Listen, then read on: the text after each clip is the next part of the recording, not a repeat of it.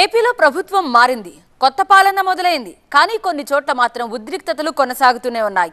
రాయలసీమలోని పొంగనూరు, ఆళ్లగడ్డ నియోజకవర్గాల్లో రాజకీయ రగడకు అడ్డుపట్టం లేదు. ఓ చోట స్వపక్షం వర్సెస్ విపక్షంగా ఉంటే మరో చోట అధికార పార్టీలోని రెండు వర్గాలు పరస్పరం కాలుదూవుతున్నాయి.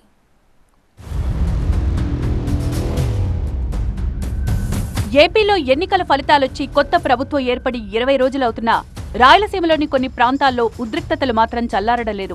కొన్ని చోట్ల రెండు పార్టీల నేతల మధ్య వివాదం జరుగుతుండగా మరికొన్ని చోట్ల సొంత పార్టీల నేతల మధ్య రాజకీయ వైరం ఉద్రిక్తత రేపుతోంది.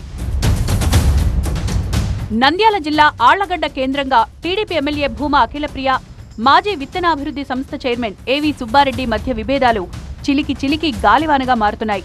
దీంతో స్థానికంగా ఎప్పుడేం జరుగుతుందో కూడా తెలియని పరిస్థితి నెలకొంది.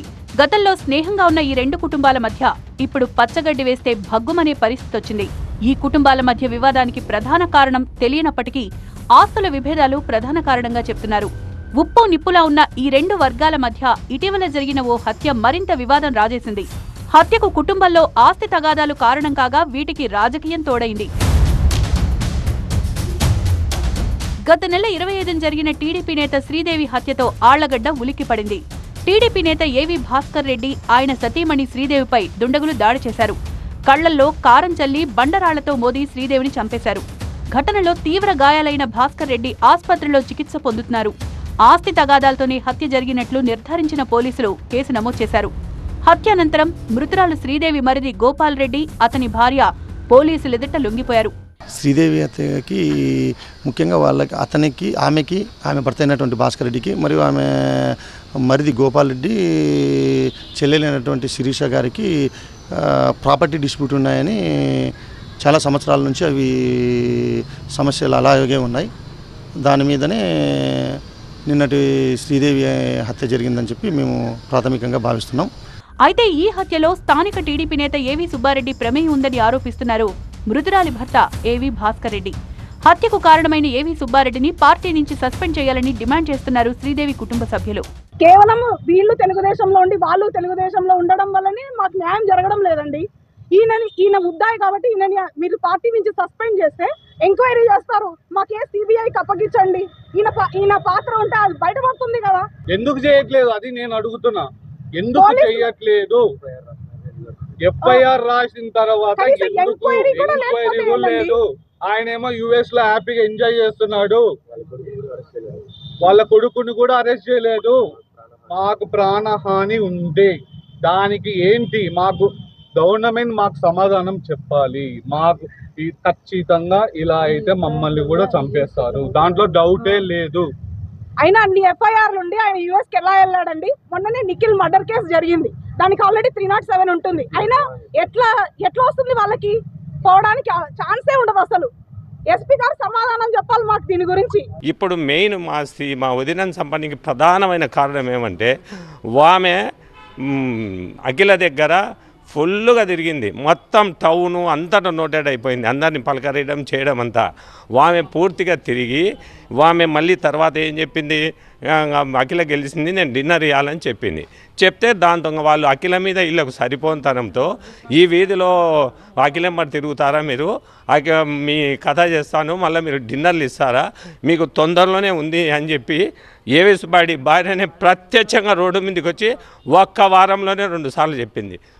మృతురాలి కుటుంబ సభ్యుల ఫిర్యాదుతో ఏవి సుబ్బారెడ్డితో పాటు ఆయన కుటుంబ సభ్యులపైన కూడా కేసులు నమోదయ్యాయి.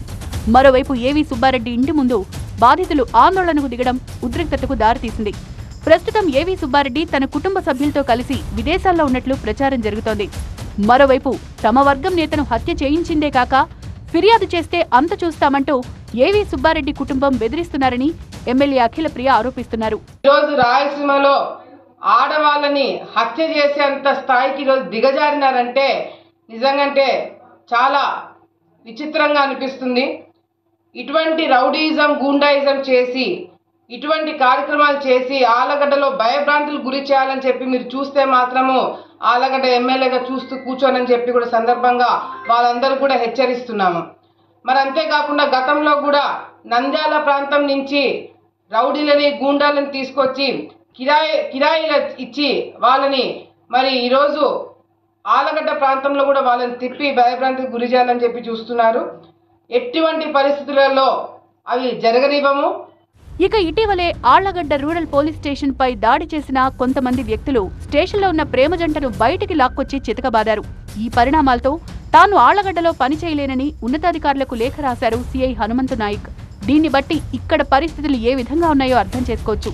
అయితే నంద్యాల జిల్లా ఎస్పీ రఘువీర్ రెడ్డి నిర్లక్ష్యం కారణంగానే స్థానికంగా శాంతి భద్రతల సమస్య ఏర్పడిందన్న విమర్శలు వినిపిస్తున్నాయి. మరోవైపు ఎన్నికల ఫలితాలు వచ్చినప్పటి నుంచి హాట్ గా మారిన పుంగనూరు రాజకీయాలు మరోసారి వేడెక్కాయి. వైసీపీ ఎంపీ పెద్దిరెడ్డి రామచంద్రారెడ్డి కుమారుడు మిథున్ రెడ్డి పుంగనూరు పర్యటన నేపథ్యంలో టీడీపీ, బీజేపీ, జనసేన నేతలు ధర్నాకు దిగారు.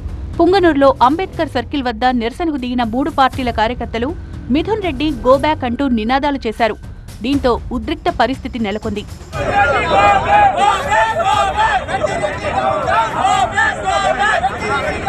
ఓ ఎంపీగా నియోజకవర్గంలో తిరిగే రైట్ లేదా అని ప్రశ్నిస్తున్నారు ఎంపీ మిథున్ రెడ్డి. రాజకీయ కక్షతో వైసీపీ నేతలపై టీడీపీ దాడులకు పాల్పడుతోందని ఆరోపించారు. భౌతిక దాడులతో పాటు ఆస్తులు కూడా ధ్వంసం చేస్తున్నారని ధ్వజమెత్తారు. చంద్రబాబు ట్రాప్లో చల్లాబాబు పడొద్దని, అది ఆయనకే నష్టమని హెచ్చరించారు. ఒక ఎంపీగా నా నియోజకవర్గంలో తిరగడానికి కూడా ఈరోజు నా నియోజకవర్గ ప్రజల్ని కలవడానికి కూడా ఈరోజు రెస్ట్రిక్షన్స్ పెట్టి తిరగనీయకుండా చల్లాబాబు కూడా నేను చెప్పేది ఒకటే, నీ పరిస్థితి నువ్వు ఆలోచించుకో, చంద్రబాబు ట్రాప్లో పడొద్దు. మిథున్ రెడ్డి ఆరోపణలకు అంతే స్థాయిలో కౌంటర్ ఇచ్చారు TDP incharge Challababu. MP Mithun Reddy లేనిపోని ఆరోపణలు చేస్తున్నారన్న చల్లాబాబు తాను దాడులు చేయించినట్లు చూపిస్తే క్షమాపణలు చెప్తానని స్పష్టం చేశారు. కుప్పల్లో పెద్దిరెడ్డి చేసిన అరాచకాలు, చంద్రబాబును అడ్డుకున్న విషయాలు మీకు తెలియవా అని ప్రశ్నించారు చల్లాబాబు. చంద్రబాబు నాయుడు ట్రాప్లో కాదు, నువ్వు ఒకసారి చరిత్ర ఆలోచించుకో. మీ తండ్రి గారు కుప్పంలో ఎన్ని అరాచకాలు చేసినాడనేది, ఎంత మైనింగ్ దద్దాలు చేసినాడని చెప్పి ఒక మాజీ ముఖ్యమంత్రిని, అక్కడుండే ఎమ్మెల్యేని కూడా లోనికి రానీయకుండా అడ్డుకునే ప్రయత్నం మీ తండ్రి గారు చేసినాడా లేదని అడుగుతాను. ఎన్నికల ఫలితాల అనంతరం విదేశీ పర్యటనకు వెళ్లిన మాజీ మంత్రి పెద్దిరెడ్డి 15 రోజుల క్రితం పుంగనూరులో పర్యటించాలని భావించారు. పార్టీ కార్యకర్తలు, నేతలతో సమావేశం కూడా ఏర్పాటు చేశారు. అయితే గతంలో చంద్రబాబును అడ్డుకున్న పెద్దిరెడ్డి ఇప్పుడు ఏ ముఖం పెట్టుకుని పుంగనూరుకు వస్తారంటూ టీడీపీ శ్రేణులు ఆందోళనకు దిగాయి. రోడ్డుపై బైఠాయించి పెద్దిరెడ్డికి వ్యతిరేకంగా నినాదాలు చేశారు. పుంగనూరులో నెలకొన్న ఉద్రిక్తతలతో పెద్దిరెడ్డి తన పర్యటనను రద్దు చేసుకున్నారు. ఇప్పుడు మరోసారి అదే పరిస్థితి ఎదురవడంతో మిథున్ రెడ్డిని కూడా అడ్డుకున్నారు పోలీసులు. పుంగనూరు, ఆళ్లగడ్డ ఉద్రిక్తతలతో ఆపరేషన్ సీమపై దృష్టి సారించింది కూటమి ప్రభుత్వం. మరి ఈ ఉద్రిక్తతలకు సీఎం చంద్రబాబు ఏ విధంగా అడ్డుకట్ట వేస్తారో చూడాలి.